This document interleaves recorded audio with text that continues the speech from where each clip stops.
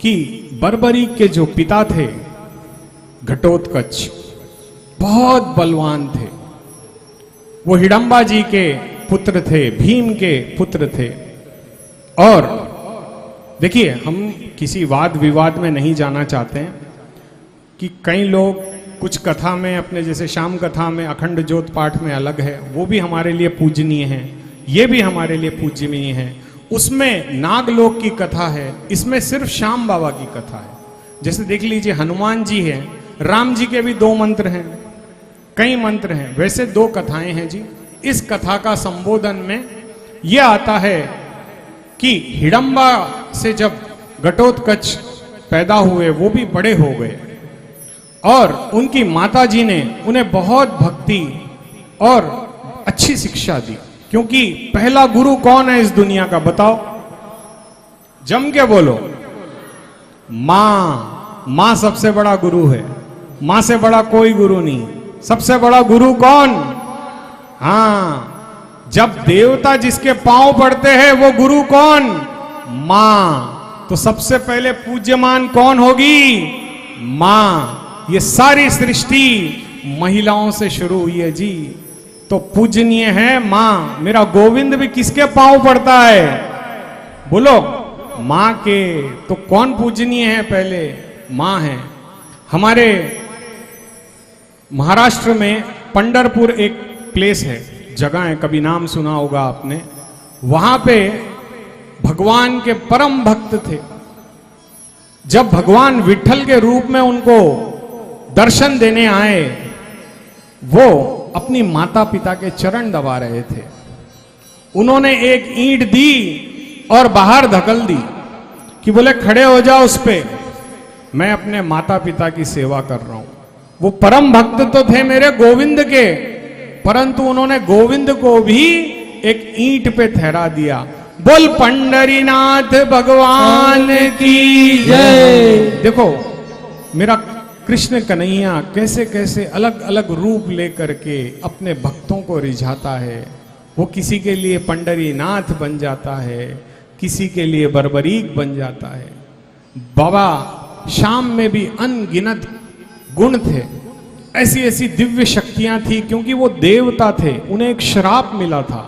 इसकी कथा भी हम आपको कल तृतीय दिवस में बताएंगे कि कैसे बाबा को श्राप मिला और बाबा को भी मानव योनि में आना पड़ा।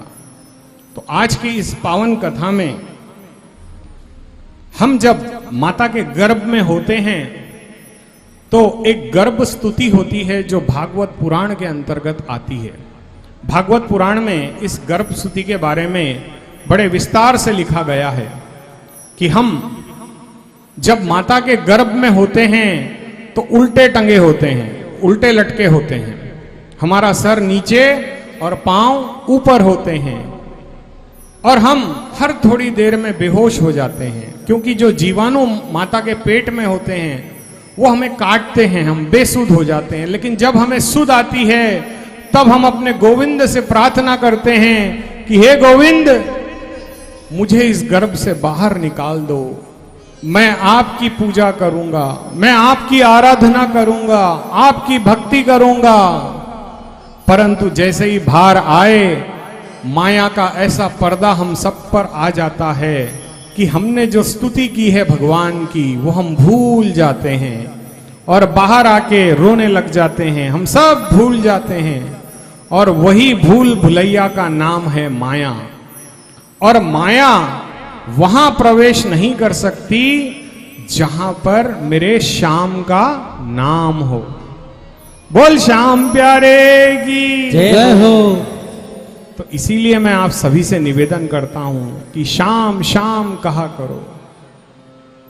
भागवत में तो ऐसे ऐसे भक्तों के चरित्र बताए गए हैं और वैसे ही दिव्य चरित्र मेरे बाबा श्याम का, जिन्हें हम बर्बरीक के रूप से जानते हैं, जिन्होंने शीश का दान दिया। अरे दुनिया में लोग कुछ देते हैं तो सोच सोच के देते हैं, मेरे बाबा ने तो सब कुछ न्योछावर कर दिया। ऐसा दानी न कभी हुआ है, न कभी जीवन में कभी होगा। न सतयुग में हुआ, न त्रेता युग में हुआ, न द्वापर युग में हुआ, न कलयुग में ऐसा कोई होगा जैसा मेरा बाबा श्याम है ऐसा कोई नहीं हो सकता, कोई नहीं हो सकता। और अगर मांगना है तो हर पल मेरे बाबा से उनकी कृपा मांगो। क्या मांगनी है? कृपा मांगनी है कि हे बाबा मुझ पर कृपा रखना। जहां आप पर मेरे बाबा की कृपा शुरू हो गई तो जहां आप रहते हो वो घर मंदिर बन जाएगा, वो घर तीर्थ बन जाएगा। एक बार के लिए बस कोशिश ये करना कि हर पल श्याम का नाम ले सकें। खाते हो खाना तब मेरे बाबा का नाम लेना, पानी पियो तो मेरे बाबा का नाम लो, हर पल हर समय मेरे बाबा का नाम लो। दुख में सुख में दवा लेते समय, हाँ ये एक बहुत अच्छी बात है, आप जब गोली लेते हो ना दवाई आपकी शुगर की, बीपी की, थायराइड की और खून पतला करने की, खून मोटा करने की, पता नहीं कैसी कैसी दवाइयां निकल रखी हैं, जब लो ना मेरे बाबा को याद करके लेना। क्योंकि जब मेरे बाबा को याद करके लोगे तो दवा भी काम करना प्रारंभ कर देगी। किसी भी डॉक्टर को चैलेंज है जी, किसी कोमा के मरीज को ठीक करके दिखा दे। जो बंदा कोमा में होता है ना उसको ठीक नहीं कर सकती ये देसी दवाएं। वो बोलते हैं जी इसका तो श्याम ही मालिक है, हमने तो हमारी कोशिश कर ली। क्यों उसका मालिक श्याम है? क्योंकि इनकी दवा केवल जीवित व्यक्ति को ही ठीक कर सकती है, जो होश में है। जो बेहोश पड़ा है उसे सिर्फ होश में मेरा बाबा ही ला सकता है। और जब मेरा बाबा ही सब कुछ है तो हम हर चीज में अपने बाबा को क्यों ना जोड़ लें। गोली लें तो बाबा का नाम लें, खाना खाए तो बाबा का नाम लें, पानी पिए तो बाबा का नाम लें, किसी को पैसा दें तो जय श्री श्याम बोलें, और किसी से पैसा ले तो क्या बोले? हर चीज में अपने आप को श्याम श्याम में ला लो। यही एक ऐसा रास्ता है, क्योंकि जितना आपके मुंह से श्याम श्याम निकलेगा उतना मेरे बाबा की कृपा आप पर और आपके परिवार पर बनी रहेगी। अब हिडंबा के ये पुत्र घटोत्कच बड़े हो गए थे, इन्होंने सारी विद्याएं सीख ली थी। अब इनकी माता ने इनका राज्य अभिषेक भी कर दिया था, ये राजा हो गए थे उस देश के। अब मां हिडंबा ने कहा कि बेटा तुम जाओ और पांडवों की सहायता करो, क्योंकि तुम्हारा ये जीवन पांडवों का ऋणी है। पांडवों के पास जाओ और उनकी भक्ति करो, वो जो कहें जैसा कहें वैसा करो, अपना जीवन तक उन पर न्योछावर कर दो। और आज के हमारे बच्चे अपने माता पिता को आंखें दिखाते हैं, उनको डराते हैं। कितनी कैसी कैसी आज हमारी हालत हो गई है।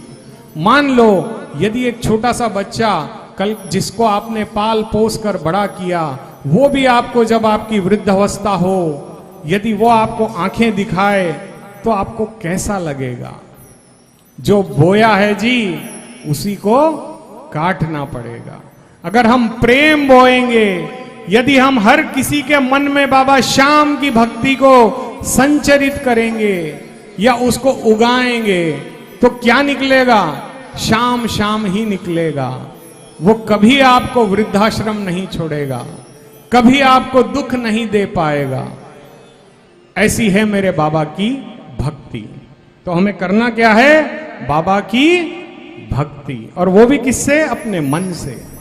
अब वहां से घटोत्कच जी वायु मार्ग से होते हुए इंद्रप्रस्थ नगरिया पहुंचते हैं।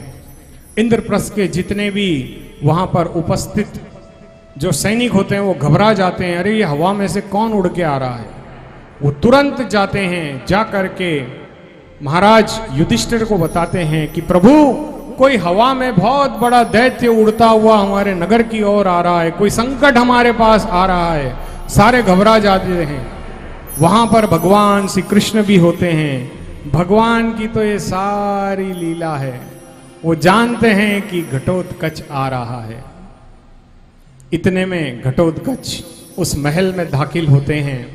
अंदर आने के बाद वो सबको प्रणाम करते हैं। तब युधिष्ठिर जी कहते हैं कि तुम कौन हो? तब वो कहते हैं कि मैं, बोलो कौन है? भीम के पुत्र घटोत्कच।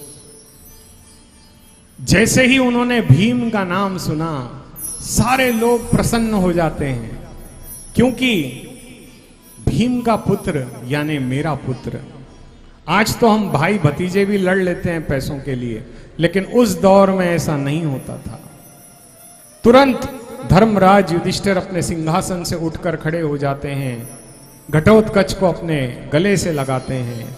घटोत्कच उनका आशीर्वाद लेते हैं, पिता भीम का आशीर्वाद लेते हैं, चाचा अर्जुन का आशीर्वाद लेते हैं, चाचा नकुल और सहदेव का आशीर्वाद लेते हैं, और अंत में मेरे गोविंद का आशीर्वाद लेते हैं। तब मेरे गोविंद कहते हैं कि तुम एक ऐसे पुत्र को जन्म दोगे जो बहुत बलशाली होगा। बोलो भक्तवत्सल भगवान की जय हो। जब मेरे गोविंद ने ऐसा आशीर्वाद दिया तो धर्मराज युधिष्ठिर मुस्कुराते हैं और कहते हैं कि क्या बात है केशव, आपने कोई कन्या इसके लिए निर्धारित की है? अब मेरे केशव मुस्कुराते हैं और कहते हैं कि प्रज्ञ ज्योतिषपुर की युवरानी मुर दैत्य की कन्या मौरवी से इसका विवाह होना है। बोलो मौरवी नंदन की जय हो। जय। इसीलिए तो हमारे श्याम बाबा को क्या कहते हैं? मौरवी नंदन कहते हैं। और वैसे उनका दूसरा नाम था कामकंटकटा। क्या नाम था उनका? कामकंटकटा। और बाबा बर्बरीक की माता भी बहुत बड़ी तपस्विनी थी। वो मां कामाख्या की परम भक्त थी, और माता की पूजा अर्चना करने से उन्हें ऐसी दिव्य शक्तियां प्राप्त हुई थी कि इस दुनिया में ऐसा कोई योद्धा नहीं था, जब मां खड़ग उठा ले तो उनके खड़ग के सामने कोई भी व्यक्ति, कोई भी देवता, यक्ष, राक्षस, किन्नर, कोई भी उनके पराक्रम के आगे कभी नहीं ठहर पाता था। इतनी बलशाली थी मां कामकंटकटा, जिन्हें हम मौरवी देवी भी कहते हैं। भगवान श्री कृष्ण ने कहा, बस यही आपके घटोत्कच की धर्म पत्नी बनेगी। इतना सुनते ही सभी प्रसन्न हो गए और कहा कि बोलो घटोत्कच, तुम्हारी क्या इच्छा है? घटोत्कच मुस्कुराए, कहा कि जो मेरे माता पिता की इच्छा है वही मेरी इच्छा है।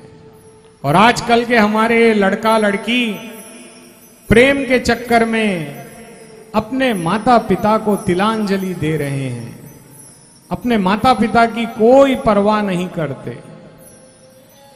आज कितने दुर्भाग्य की बात है कि उस युग में माता पिता की आज्ञा से हम अपना सारा जीवन निर्वाह करते थे, और आज के बच्चे अपने मनमाने ढंग से प्रेम विवाह करते हैं जिसमें माता पिता की सहमति नहीं होती। कितने बड़े दुर्भाग्य की बात है। तो हे बाबा,